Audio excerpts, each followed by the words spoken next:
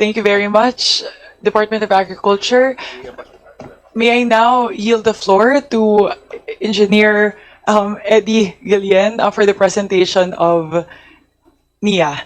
Admin, please go ahead po.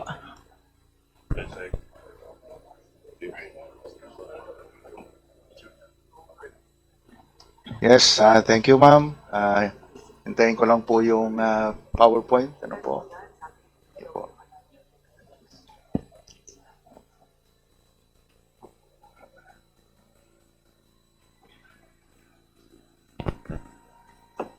Well, to the Honorable Chairperson of the Committee on Appropriations, Honorable Mika Suansing, the esteemed members of the Committee of the House of Representatives, and our colleagues from NIA and DA, pleasant morning to you all. It is our privilege to present before you the irrigation plans and programs of the agency for fiscal year 2026. This presentation aims to provide a comprehensive overview of our proposed programs, projects, and initiatives that are important in advancing agricultural productivity, ensuring water security, and supporting the livelihood of our Filipino farmers nationwide. Yeah. Okay. As of December 31, 2024, a total of 2.18 million hectares, representing 70% of the country's estimated 3.13 million hectares of potential irrigable land based on 3% slope. Uulitin ko po, this is based on the 3% slope, have already been developed. This leaves approximately 1.02 million hectares still lacking irrigation, which will require substantial investments to ensure their full development and utilization. And the physical and financial accomplishments in fiscal year 2025, the agency achieved an obligation rate of 63%, a disbursement rate of 45%. With these accomplishments, we assure you that the agency will continue to uphold project standards and maximize the effective use of the allotments entrusted to us to deliver the intended outcomes. Here are the ongoing programs and strategic directions of the agency for the fiscal year 2026, aimed at increasing agricultural production and improving cropping intensity. Next slide, please. As we continue to assess the state of our irrigation systems, we can see the widespread damage from unlined and scarred canals, aging dams, and gravel service roads that hamper the delivery of support and services to farmers. That's why we're actively pursuing the modernization of irrigation infrastructure. This includes, of course, the concreting of existing earth canals to prevent water loss and erosion, repair and rehabilitation of aging dams to strengthen safety and storage capacity, restoration of non-functional, non-operational irrigation systems, climate adaptation measures within our irrigation systems, and improving the NIA service road along irrigation canals. For this program, only 15.7 billion was recommended, which represents 16% of our original proposal. Next slide, please. Many of our irrigation systems still rely on manual gate operations, meaning actual people have to go down, crank open the gates, and make on-the-spot adjustments based on weather and water supply. So, to address this, we are continuing the implementation of the dam automation and modernization program. The project will not only enhance the structural stability of our irrigation systems, but also incorporate advanced monitoring systems for climatological data and flood forecasting. For this program, only 600 million was recommended by the DBM, which represents 7% of our original proposal. Next slide, please. Yeah. Given the increasing frequency and severity of natural disasters such as typhoons, earthquakes, and other calamities, we recognize the urgent need to restore, repair, and modernize and upgrade our irrigation infrastructure. For this program, 14.13 billion was recommended by the DBM, which represents 20% of our original proposal. Next slide, please.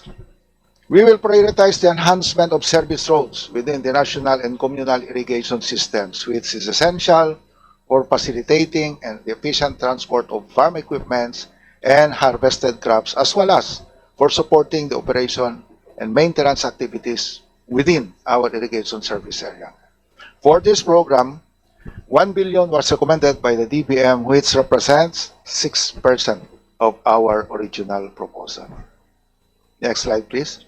With the remaining 1 million hectares of potential area for development based on 3% slope criterion, the agency continues to undertake feasibility studies and detailed engineering designs to identify and implement small, medium, and large-scale irrigation projects. These projects are designed not only to expand irrigation service areas, but also to integrate flood control, power generation, and water conservation measures for greater resiliency and sustainability. For this program, 16.26 billion was recommended, which represents 19% of our original proposal. Next slide, please.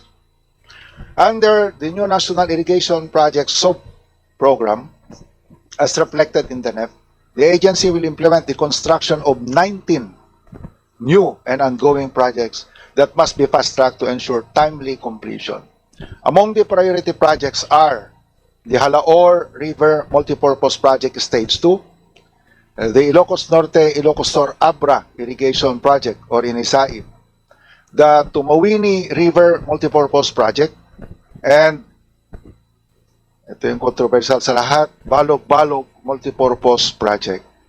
For this program, only 4.98 billion was recommended, which represents 17% of our original proposal.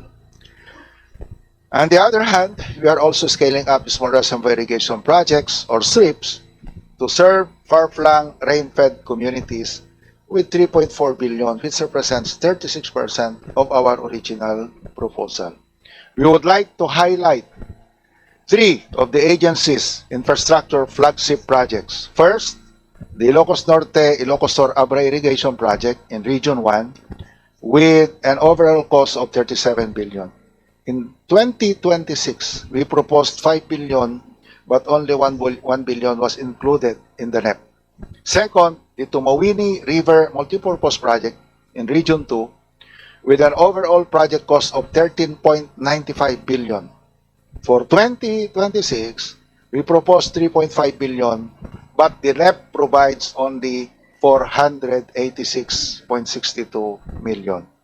Lastly, the Balog-Balog Multipurpose Project in Region 3 with an overall project cost of 18.18 billion. In 2026, we proposed 2.22 billion, while the NEP provides 641 million. These figures show that our proposals were anchored and approved by our CBI or yung tinatawag namin Certificate of Budget Inclusion and also approved and endorsed by the DepDev and the NEDA. The allocations under the NEP remain significantly lower. We are now, next slide please, we are now expanding our irrigation development from merely relying to fuel and implementing solar-powered irrigation systems or SPIS. It's not just energy efficient, it also reduces greenhouse gas emissions, lowers operational cost for farmers, and provides a more climate-smart irrigation option, especially in upland areas. For 2026, only 4.98 billion was recommended, which represents 13% of our original proposal. The construction of new small irrigation projects aims to generate new service areas that are not currently served by existing irrigation systems, with 2.1 billion, which represents 16% of our original proposal. The extension, next slide please. The extension or expansion of existing irrigation systems involves constructing additional irrigation facilities or structures to generate new service areas, provided the current water supply can support the expansion. For 2026, only 851 million was recommended, which represents 31% of our original proposal. The Comprehensive Agrarian Reform Program, Irrigation Component, or the CARP-IC, is a government support service that empowers agrarian reform beneficiaries, ito yung ating mga ARBs, through the development of communal irrigation systems within the agrarian reform communities, identified by the Department of Agrarian Reform, and the provision of capability building programs. For 2026, 882 million was recommended, which represents 55% of our original proposal. Next slide, please. Many of our systems are dealing with heavy siltation, clogging up canals, affecting water flow, and reducing our system efficiency.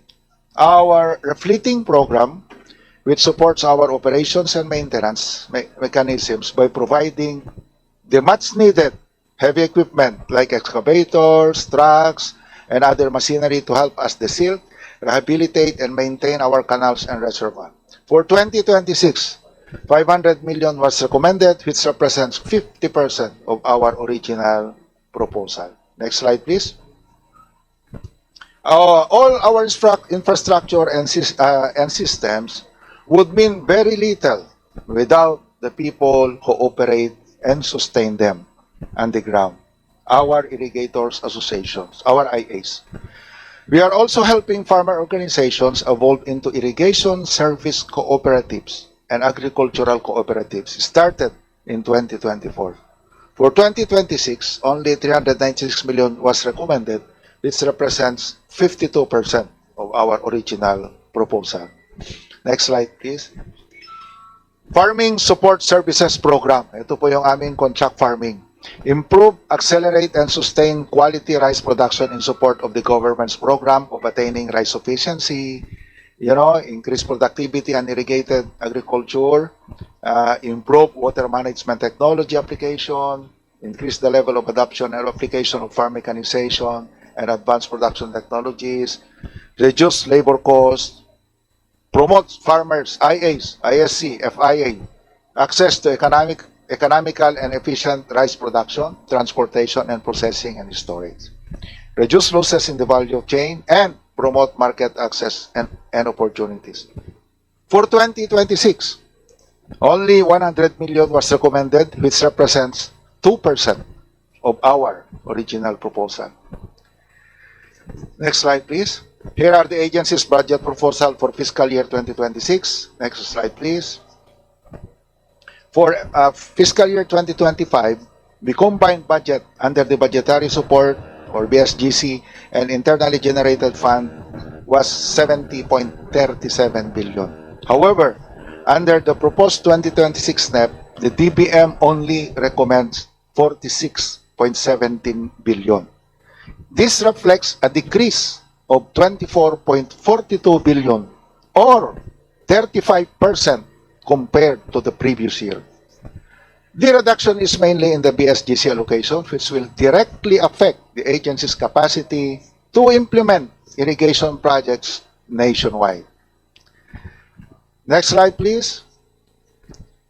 Here is the comparison between the FY 2025 and the FY 2026 NEP by program expenditure classification. For the gas, there is a slight increase of 98 million or 1%. Similarly, support to operations increased by 125 million or 5%. However, the most significant adjustment is in operations, which is decreased from 56.42 billion in 2025 to 31.99 billion in 2026. A sharp reduction of 24.43 billion or 43%. Next slide, please. Next is the comparison of FY 2025 and FY 2026 NEP by expense class.